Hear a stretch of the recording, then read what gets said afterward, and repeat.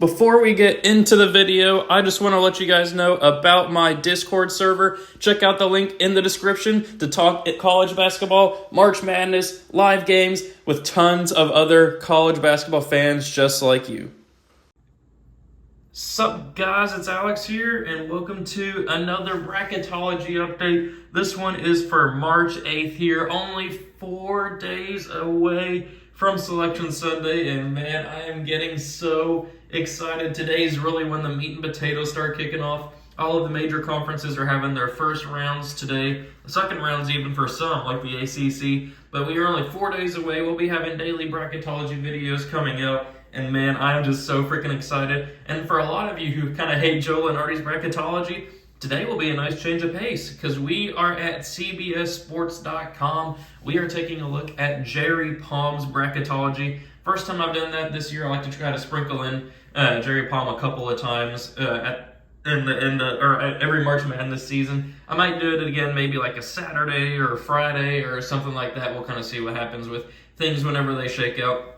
But we are so close. We had some more tickets punched last night. We had Oral Roberts advancing on and winning their championship. I think it was the Summit League, maybe. I don't remember exactly what the conference name was. We had Charleston. There's a big question in the kind of the college basketball sphere to whether Charleston would make it as an at-large at 31. I think it would have been 30-4 at that point. But now they have answered all those questions. They knocked off UNC, I think it was Wilmington last night, to secure that victory. And we also had Northern Kentucky beating Cleveland State to win the Horizon League. The Horizon League goes through Northern Kentucky. Good to see the Norse back into the tournament. And then we also just had some semifinal matchups and stuff. Gonzaga also won the West Coast Conference. They just absolutely destroyed St. Mary's. It wasn't even close for that game. It was like almost a 40-point game at one point before Gonzaga decided to pull their starters.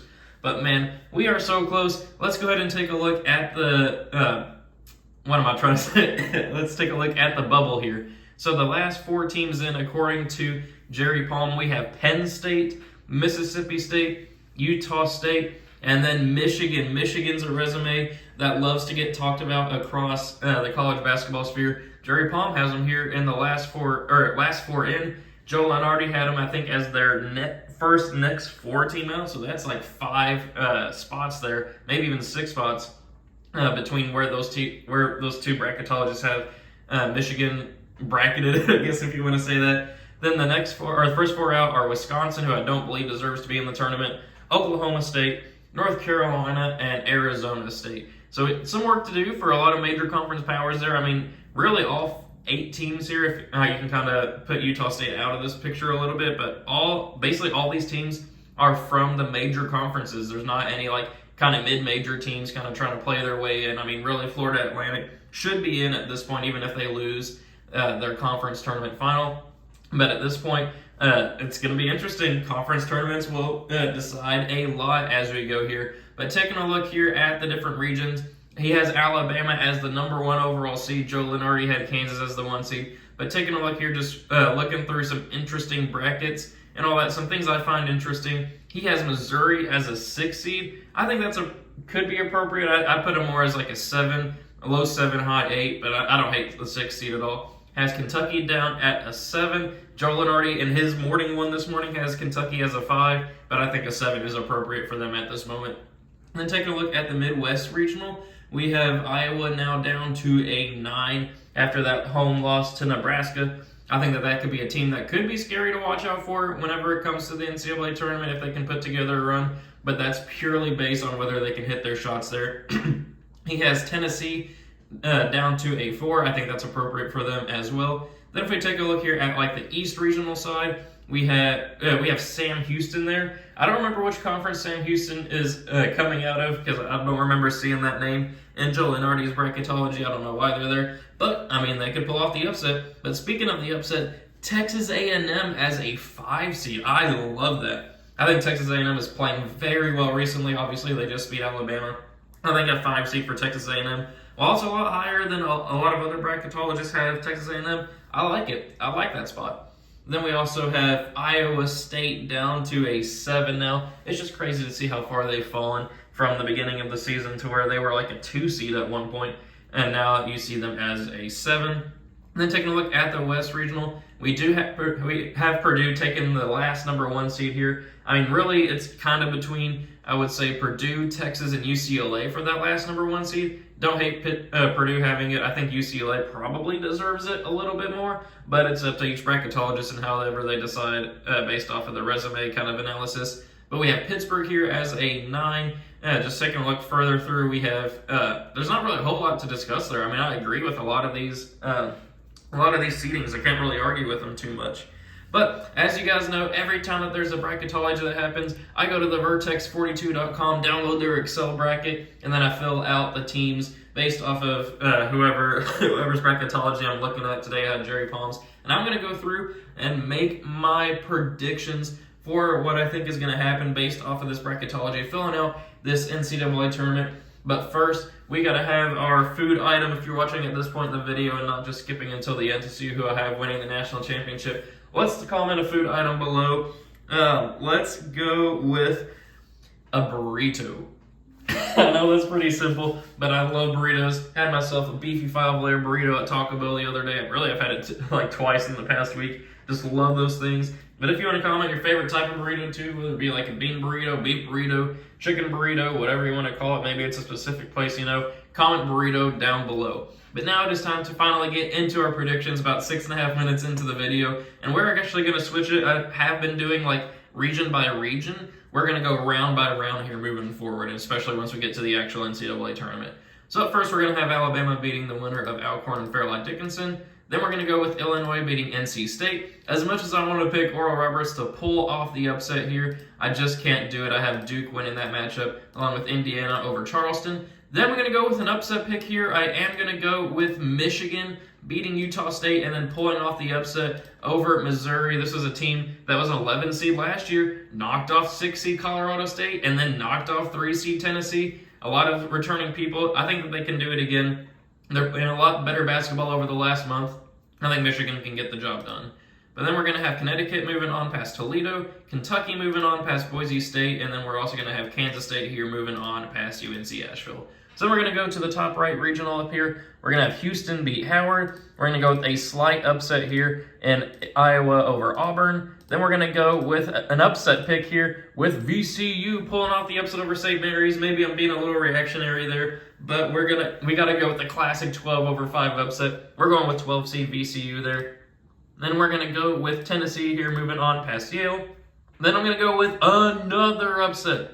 11 seed West Virginia pulling off the upset over 6 seed San Diego State. I've been saying it over the last couple of bracketologies. I think I've been being disrespectful to San Diego State over the past few bracketologies, but I mean, I just believe what I believe. I think West Virginia can pull off that upset there in 11 over 6. Then we're going to go with Gonzaga here moving on past UC Irvine, Creighton beating USC, and then Texas hanging on past Montana State.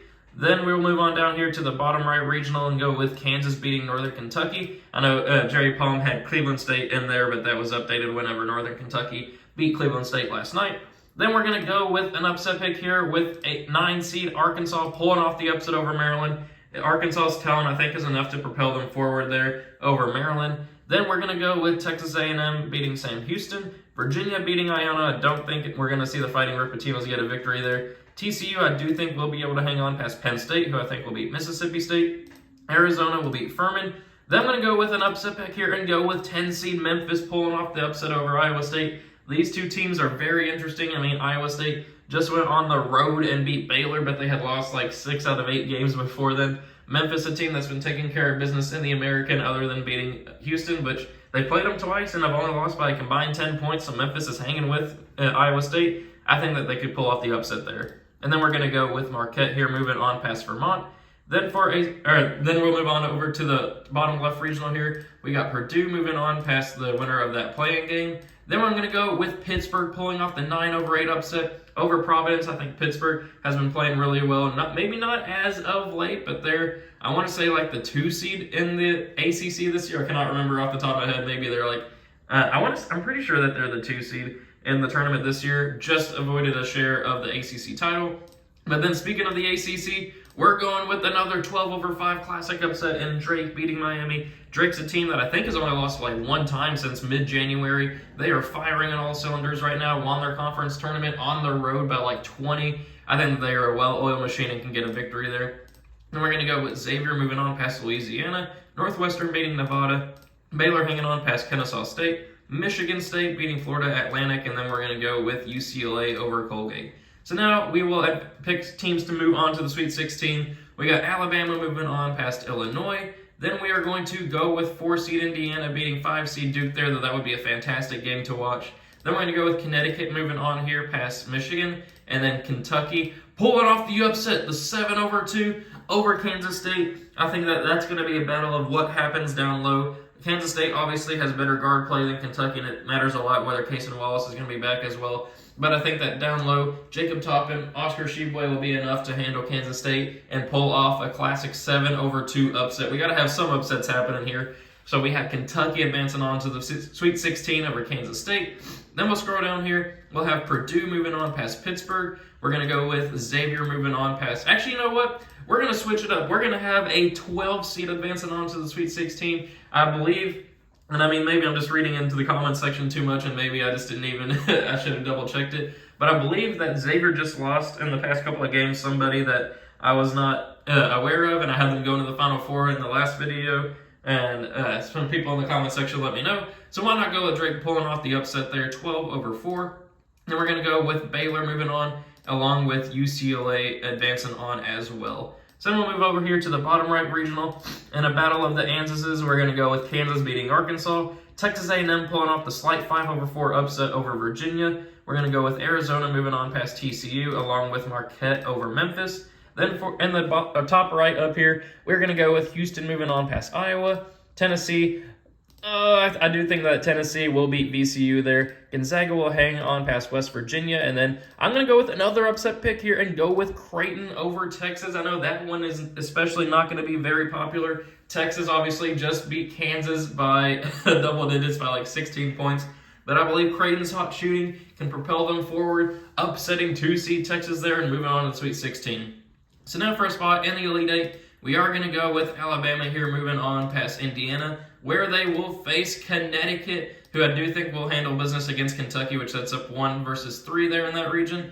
Purdue, I do think, will put an end to Drake's Cinderella run and advance on to the Elite Eight, where they will play UCLA, who I think will be able to hang on and beat Baylor. Then over here in the bottom right, we are going to go, as much as I want to pick Texas A&M to pull off the upset there, it's just not going to happen. We are going to have Kansas moving on past Texas A&M. And then I think that Marquette will be able to move on here past Arizona. And then in the top right regional, we are going to go with Houston beating Tennessee and then Gonzaga beating Creighton. So we do have a lot of upsets here, but kind of once we get to the thick of things, there's not the best teams prevail throughout. There are some upsets over the course, but like Kentucky beating Kansas State, and then we had Creighton beating Texas.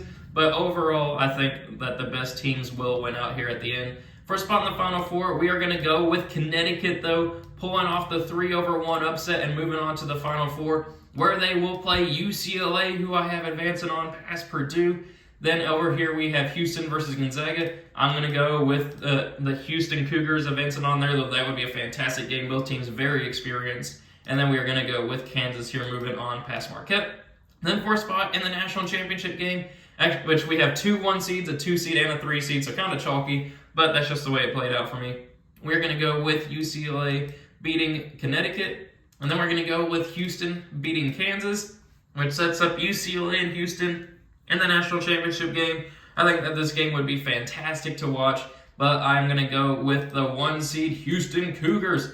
They've been killing it as of late. I believe that they're going to win the national championship, at least according to this bracketology. We'll see what happens in the actual NCAA tournament predictions video. But there we have it. Those are my predictions for the NCAA tournament based off of Jerry Palm's bracketology today. Let me know your reactions to my predictions in the comment section below. Let me know your own predictions as well. Always interested to see what people think. But thank you guys for watching. Hope you enjoyed it. Be sure to like and subscribe, and I will see you all later.